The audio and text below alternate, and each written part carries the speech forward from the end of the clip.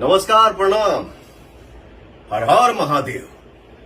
मोदी जी, योगी जी के प्रचंड जीत के खुशी में हम पवन सिंह आ रहल बानी 13 मार्च के पाटलिपुत्रा पटना अपने चाचा आर.के. सिन्हा जी के यहाँ और बड़े भैया ऋतुराज सिन्हा जी के घर अन्नपूर्णा भवन होली मिलन समारोह में। तो आप सब भी आई जा, हमनी के सब भाई मिल के धूम मचावल जाई दिन में 12 बजे से। जय श्री राम। नमस्कार, प्रणाम। हर हर महादेव।